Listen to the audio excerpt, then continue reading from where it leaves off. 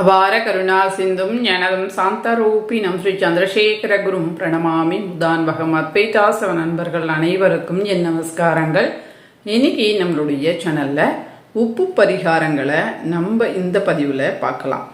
பல பேருடைய வாழ்க்கையில நல்ல ஒரு மாற்றத்தை ஏற்படுத்தி கொடுக்கக்கூடியது அமாவாசை உப்பு பரிகாரம். அதை தொடர்ந்து உப்பு தீபம், இப்படி நிறைய உப்பு பரிகாரங்கள் இருக்கு. ஒரு தொகுப்பாக இந்த வீடியோவில் நாம் பார்க்கலாம். அதற்கு முன்பாக நம்ம சேனலை நீங்கள் முதல் முறையாக பார்க்குறீங்கன்னா சப்ஸ்கிரைப் செய்து பெல்லைக்கானையும் ப்ரெஸ் பண்ணிக்கோங்க. வீடியோவை லைக் பண்ணுங்கள். உங்களுடைய கருத்துக்களை கமெண்ட் செக்ஷனில் சொல்லுங்கள். ஒரு 2 பேருக்கு வீடியோவை ஷேர் பண்ணுங்கள். அவர்களும் பார்த்து பயனடையட்டும். பொதுவாக உப்பு, இந்த உப்புக்கு அதிகப்படியான ஆற்றல் உண்டு. பேசிக்காக நம்ம எல்லாருக்கும் தெரிந்தது, நம்முடைய முன்னோர்கள் நமக்கு திருஷ்டி ஏற்படுது அப்படின்னா இடது கையில் ஒரு கைப்பிடி அளவு உப்பு எடுத்து குழந்தைகளை எல்லாம் அமரச் செய்து, அதாவது மேலிருந்து கீழாக, கீழிருந்து மேலாக, இடதுபுறம் 3 சுத்து, வலதுபுறம் 3 சுத்து, இப்படியாக சுற்றிட்டு துப்ப சொல்லுவாங்க. அதை கொண்டு போயிட்டு கழுநீர் பானை அப்படின்னு இருக்கும், அதில் போட்டுட்டு கை கால்களை உதற சொல்லுவாங்க. இது இன்றைய அளவு கூட எல்லா இடங்களிலேயும் நடந்து கொண்டு இருக்கு. திருஷ்டி ஏற்படுது அப்படின்னா இந்த மாதிரி நம்ம செஞ்சோம் அப்படின்னா முழுமையாக திருஷ்டி என்பது நீங்கும். உப்பு பரிகாரத்தில் மிகவும் தொன்மையானது, பழமையானது இந்த ஒரு பரிகாரம். 2வது பரிகாரம் உப்பு தீபம். இந்த உப்பு தீபம் நம்முடைய சேனலில் நம்ம நிறைய முறை சொல்லியிருக்கிறோம். அதாவது 108 நாட்கள், 48 நாட்கள், 16 வாரங்கள், 16 செவ்வாய்க்கிழமை, முக்கோண வடிவ உப்பு தீபம், இப்படி நிறைய நாம் சொல்லியிருக்கிறோம். நீங்களும் நிறைய பார்த்து செய்து பயன்பெற்று இருக்கிறீங்க. அந்த தீபத்தினுடைய லிங்க் எல்லாம் உங்களுக்கு வேணும் அப்படின்னா தீபம் அப்படின்ற பிளேலிஸ்ட் இருக்கு, அதில் பார்த்தீங்கன்னா உங்களுக்கு தெரிய வரும். இந்த உப்பு தீபம் அவ்வளவு ஒரு நன்மையை தரக்கூடியதாக இருக்கும். 3வது உப்பு பரிகாரம். இப்போ வீட்டில் எப்பொழுதும் சண்டையாக இருக்குது, பணம் காசு தங்க மாட்டேங்குது, வீட்டில் கணவன் மனைவிக்கு சண்டை வருது, குழந்தைகளுக்கு எப்பொழுதும் நோய் ஏற்படுது அப்படின்னா என்ன செய்யணும் அப்படின்னா, வீட்டில் இருக்கின்ற கதவுகள், ஜன்னல் எல்லாத்தையும் மூடிடுங்க. மூடிட்டு வெற்றிலையை எடுத்துக்கங்க, அல்லது ஒயிட் பேப்பர். வெற்றிலை அல்லது ஒயிட் பேப்பர், வெற்றிலை ரொம்ப சிறந்தது. அப்படி கிடைக்கல அப்படின்னா ஒயிட் பேப்பர் எடுத்துக்கங்க. 4 ஒயிட் பேப்பர்கள், அதாவது 4 பீஸ் ஒயிட் பேப்பர் அல்லது 4 வெற்றிலை எடுத்து ஒரு கைப்பிடி அளவு, அந்த வெற்றிலை எவ்வளவு பிடிக்குதோ அந்த அளவுக்கு உப்பு போட்டுக்கோங்க. போட்டுட்டு வீட்டை எல்லா கதவுகள் எல்லாத்தையும் மூடிடுங்க. நீங்கள் இதை இரவு நேரத்தில் படுப்பதற்கு முன்பாக இதை நீங்கள் செய்யலாம். ஏன்னா அந்த நேரத்தில் நம்ம எல்லாத்தையும் மூடிட்டு படுப்போம். வீட்டினுடைய 4 மூலைகளிலேயும் இதை நீங்கள் வச்சுடுங்க. இப்படி சொல்லும்போது ஒரு சந்தேகம் வரும், ஹாலில் 4 மூலையா அல்லது வீட்டுக்குள்ள 4 மூலையா அப்படின்ற ஒரு கேள்வி வரும்.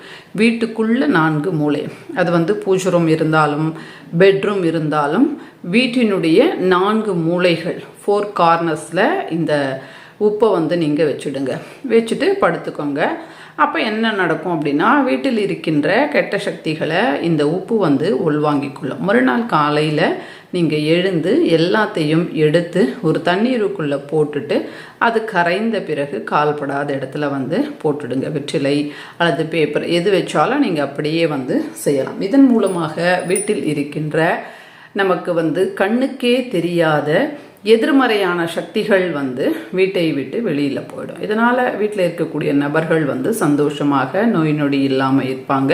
பணவரவும் அதிகரிக்கும். அடுத்து உப்பு பரிகாரம்.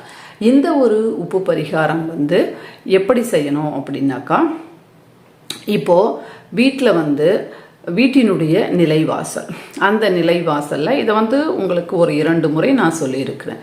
உப்பு பரிகாரம், அதாவது அமாவாசை உப்பு பரிகாரத்தோடு இதையும் செய்வதும் சிறப்பானது. ஒரு சிகப்பு துணி எடுத்துக்கங்க. இந்த மாதிரி ஒரு சிகப்பு துணி எடுத்துக்கங்க. அதில் ஒரு கைப்பிடி அளவு உப்பு போட்டுட்டு அதில் 1 ரூபாய் காயின் வச்சுட்டு நல்லா டைப் பண்ணிவிட்டு நிலைவாசலில் தொங்க விட்டுடுங்க. இந்த மாதிரி செய்வதன் மூலமாக வெளியிலிருந்து வருகின்ற எந்த நபராக இருந்தாலும் அந்த உப்பை கிராஸ் பண்ணிட்டு தான் வரணும். அப்படி வரும்போது அவர்களுக்குள் இருக்கின்ற அந்த நமக்கே தெரியாத, அவர்களுக்கே தெரியாத, கண்ணுக்கு தெரியாத எதிர்மறையான சக்திகள் அவர்களிடத்துல இருந்தால், அல்லது அவர்கள் நம் வீட்டிற்கு வந்து திருஷ்டி வைக்கணும் அப்படின்னும் சிலர் வருவாங்க. சிலர் வந்து அவர்களுடைய கண்கள் அந்த மாதிரி இருக்கும். அதனுடைய தாக்கம் எதுவும் நமக்கு ஏற்படாம இந்த ஒரு மூட்டையாகப்பட்டது கண்ட்ரோல் பண்ணி வீட்டில் வந்து பணவரவை அதிகரிக்கும். ₹1 அதில் வச்சு கட்டணும். இதை வந்து நீங்கள் அதில் வந்து தண்ணி வர மாதிரி இருந்தது, அப்படி இல்லைன்னா 1 மாதம் ஆயிடுச்சு அப்படின்னா நீங்கள் வந்து அதை ரிமூவ் பண்ணிவிட்டு மறுபடியும் புதுசாக கட்டுறது தான் ரொம்பவே சிறந்தது. இப்போ நம்ம உப்பில் 5வது பரிகாரத்தை பார்க்கலாம். வீட்டில் எந்த பணம் வந்தாலும், அது சம்பளமாகட்டும் அல்லது எந்த பணமாக இருந்தாலும், இந்த செல்வத்திற்கு பெயரே செல்வோம் அப்படின்னு அர்த்தம். ஒருவரிடத்திலிருந்து மற்றவரிடத்திற்கு அது சென்று கொண்டே இருக்கும். அப்படி இருக்கும்போது அந்த பணம் வந்து நல்ல வழியில் சம்பாதனம் செய்திருக்கலாம் அல்லது தவறான வழியில் வந்திருக்கலாம். அப்படி வரும்போது அவர்கள் கையில் அதை வாங்குவாங்க. அந்த கையில் தான் வந்து கெட்ட சக்தி நல்ல சக்தி எல்லாமே இருக்கும். நம்ம உடம்புக்குள்ளே இருக்கின்றது எல்லாமே நம்மளுடைய கைகள் வழியாக தான் வெளியில் போகும். அப்படி இருக்கும்போது அந்த பணம் பல பேர் கை வந்து பட்டிருக்கும். நமக்கு வந்து அதில் என்ன இருக்குது அப்படின்றது தெரியாது. நல்லதா கெட்டதா, நல்ல பணமா கெட்ட பணமா நாம் எப்படி தெரிந்து கொள்வது? அதனால் அதை வந்து ஒரு நைட் முழுவதும் நீங்கள் உப்பில் வச்சுட்டு மறுநாள் நீங்கள் அதை பயன்படுத்தும் போது அந்த பணத்திற்கே உண்டான அந்த கெட்ட சக்திகள் அப்படின்றது வந்து அறவே நீங்கும். இது வந்து 5வது பரிகாரம். அடுத்து வந்து நீங்கள் ஏதாவது ஒரு விஷயத்திற்காக வெளியில் போகிறீங்க. அந்த விஷயம் உங்களுக்கு நல்லபடியாக நடக்கணும் அப்படின்னா உப்பு, அதாவது அந்த உப்பு கற்கள் இருக்கும் இல்லையா, ஒரே ஒரு கல் எடுத்து வாயில் போட்டுட்டு நீங்கள் வெளியில் போனீங்க அப்படின்னா அந்த காரியம் என்பது உங்களுக்கு கண்டிப்பாக ஜெயமாகும். அதில் எந்த விதமான சந்தேகமும் கிடையாது. அடுத்து வீட்டுக்குள்ளே நீங்கள் ஜாடி வச்சுருக்கிறீங்க அப்படின்னாக்கா, இந்த மாதிரி ஜாடி இருக்குது அப்படின்னா இந்த ஜாடியில் நீங்கள் ₹1 அடியில் போட்டுட்டு அதற்கு மேலே நீங்கள் உப்பு கொட்டி வச்சிங்க அப்படின்னா வீட்டில் பண வரவிற்கு எந்த விதமான குறைவும் இருக்காது. ரொம்ப எளிமையான 7 வித உப்பு பரிகாரங்களை இந்த பதிவில் நாம் பார்த்துருக்குறோம். இதை வந்து நீங்கள் தொடர்ந்து ஃபாலோ பண்ணும்போது வீட்டில் இருக்கின்ற அத்தனை விதமான பிரச்சனைகள், கடன் உட்பட நோய் உட்பட அத்தனை விதமான பிரச்சனைகளும் நீங்கி வீடு எப்பொழுதும் சுபிட்சமாக இருக்கும். இந்த வீடியோ உங்களுக்கு பிடிச்சிருந்தா லைக் பண்ணுங்கள். இதே மாதிரி பல அற்புத தகவல்களோடு மறுபடியும் நான் உங்களை சந்திக்கிறேன். ரொம்ப கஷ்டப்படுறீங்க அப்படின்னாக்கா இந்த 7 உப்பு பரிகாரங்களையும் தொடர்ந்து நீங்கள் செய்யும்போது நிச்சயமாக நல்ல மாற்றம் ஏற்படும்.